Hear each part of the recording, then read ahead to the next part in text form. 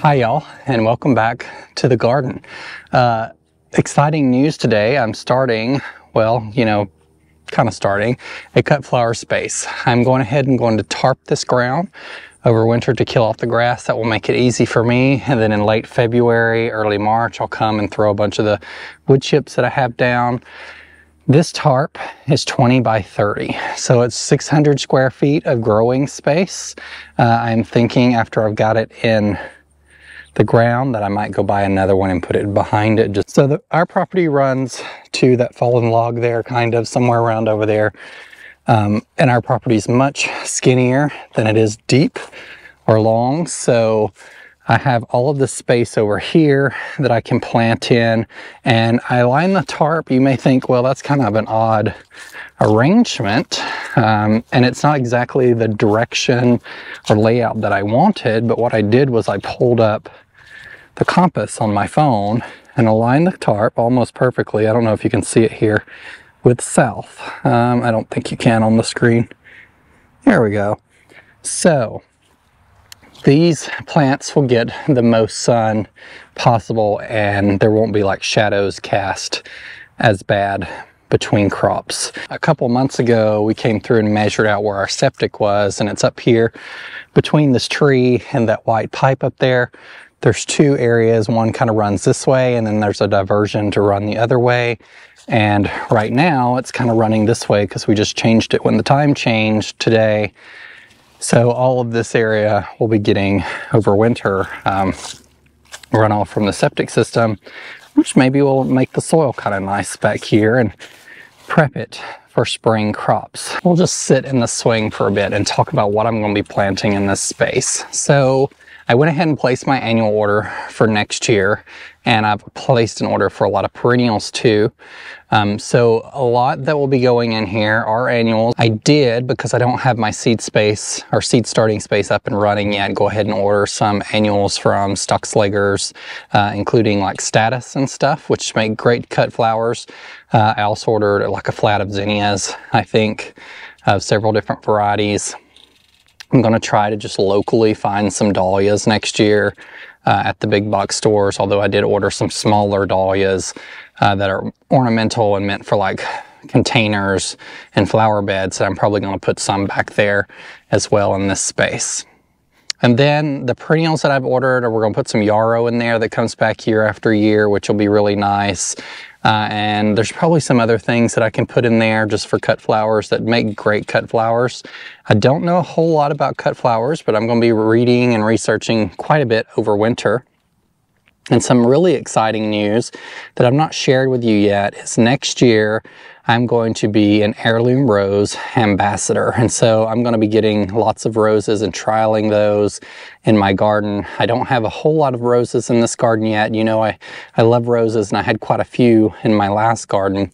But I'm going to dedicate 1 or 2 rows of this garden to rose varieties that are particularly great for cutting.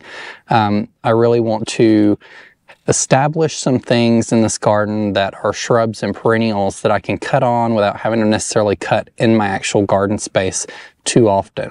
I'll have plenty of stuff in the garden that I can snip on here and there, but it's really nice to have a dedicated space if you have the availability, and I do, to put something like a small cut flower garden. The Heirloom Rose Ambassador Program is a new program being started up by Heirloom Roses. It's kind of interesting that I was selected for that.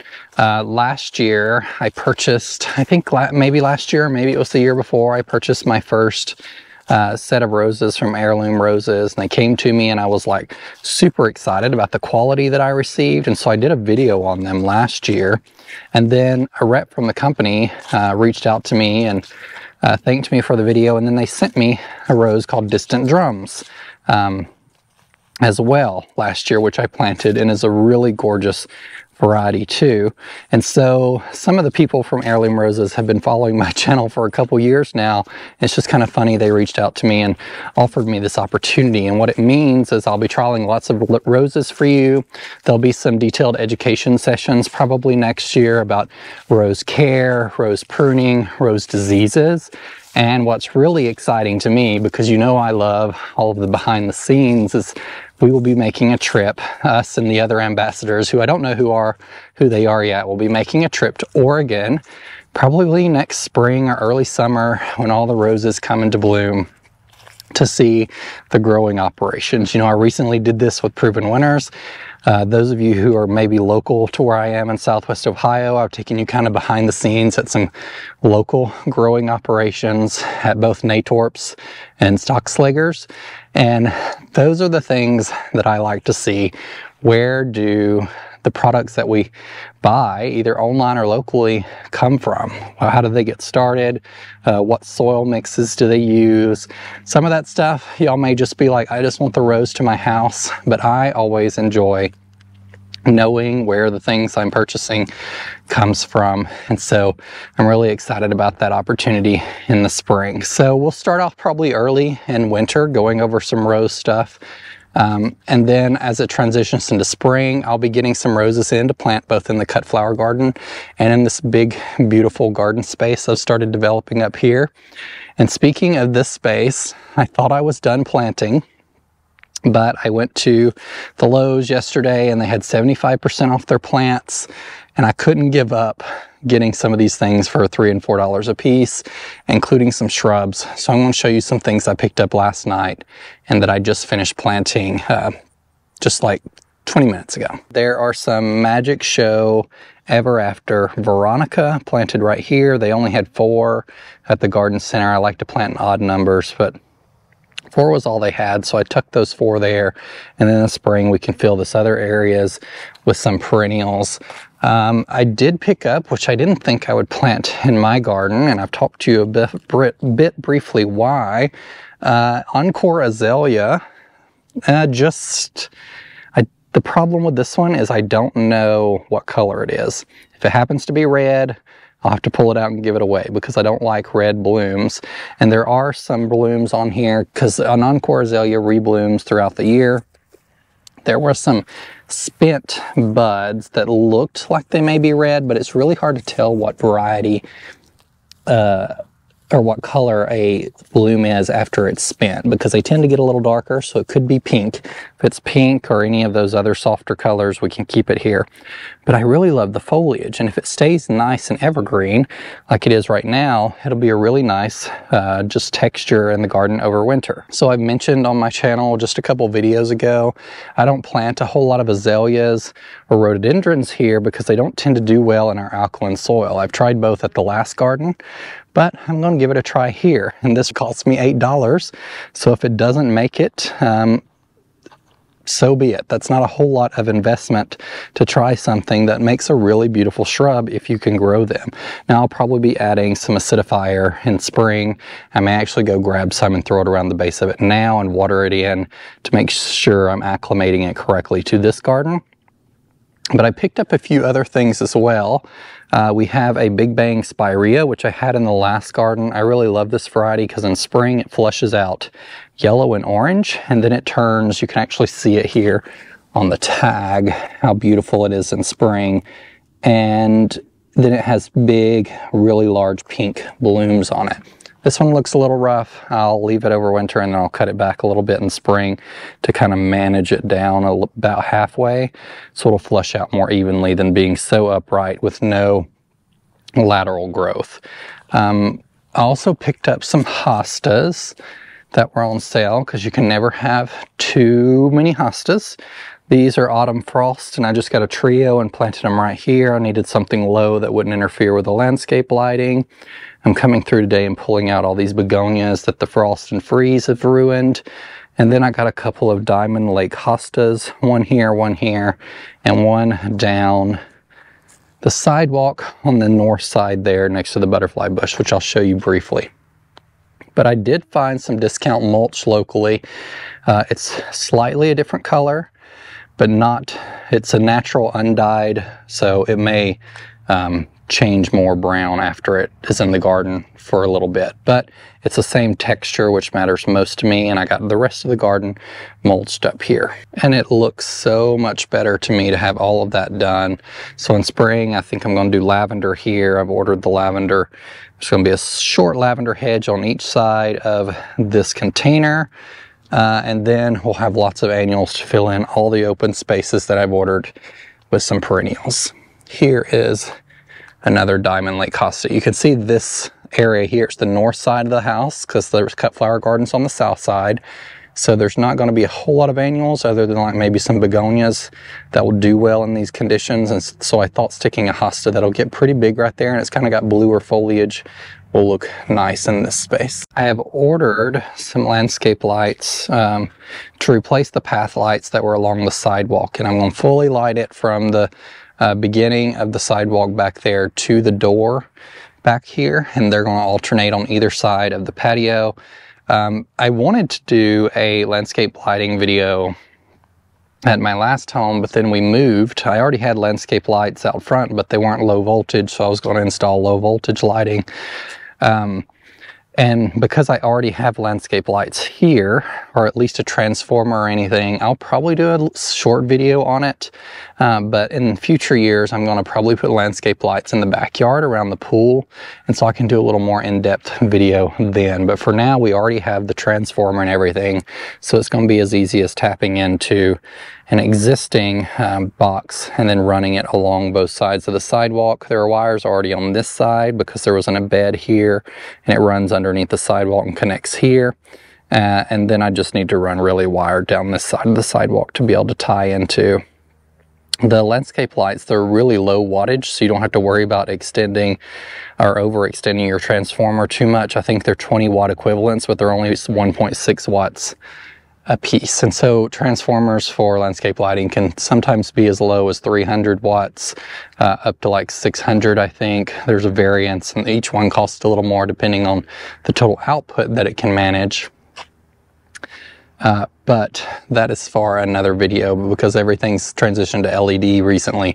You can fit a whole lot more lights, is basically the bottom line, than you used to could with incandescent lighting. Probably over the next couple weeks, I'm going to be fixing the edge on this bed. I know I told you a couple of videos, or the last video, I ordered a trenching machine, or it's a bed edger machine, and then that one, when I ordered it, they were supposed to be in stock, and then it wasn't in stock apparently, and they told me they would not be getting any more in until December.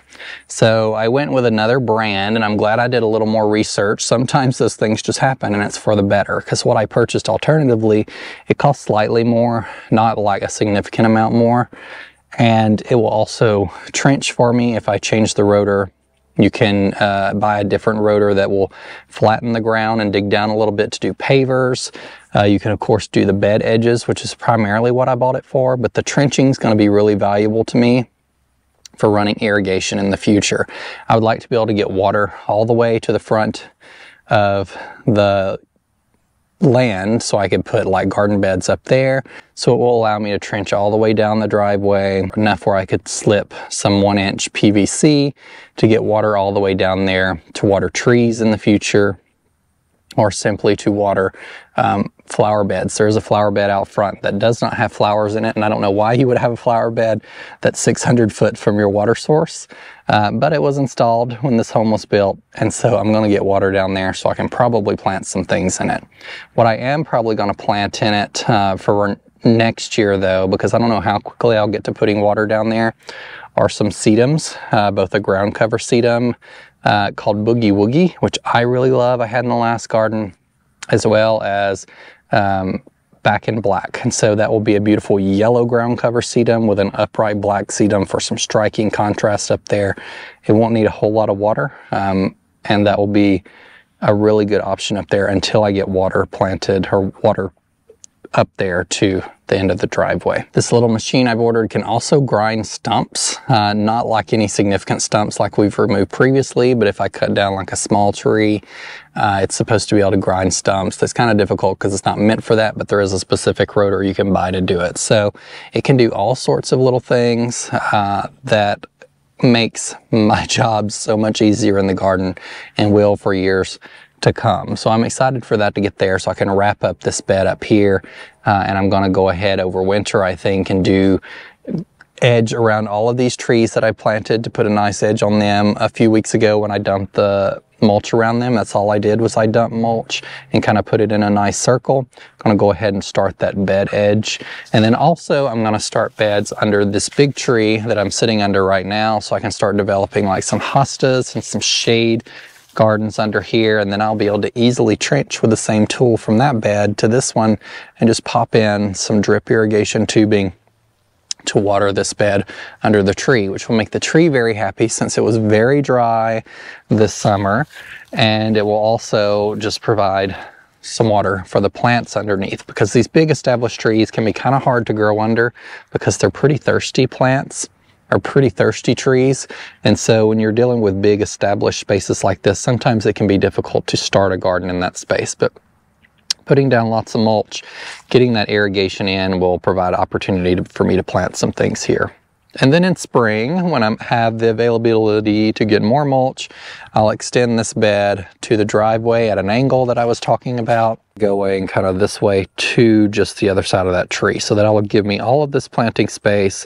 And then I'm thinking about like combining this with a bed here. So I'll have a little green path into the garden, but doing a bed here with some perennials and other things. Now that I'll be easily to get water to it, and I'll have something that can make that job super simple for me.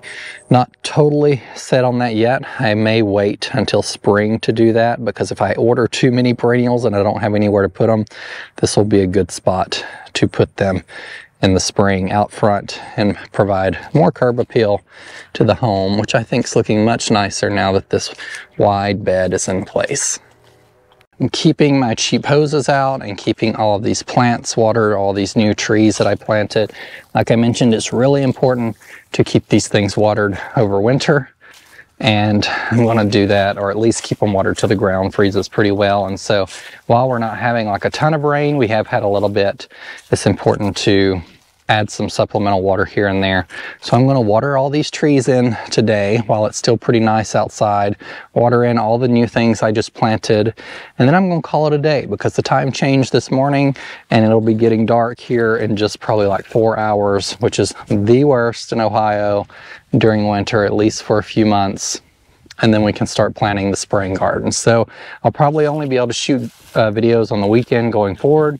So pending if the weather is okay, I'll shoot some videos. We may do some inside content. I'm trying to get the space set up inside in the office so I can start doing some design stuff this winter. I need to get the drone up after I get this bed edge. That way I can start parceling out all the perennials and annuals I purchased. It's really nice to have an overhead view to be able to do that.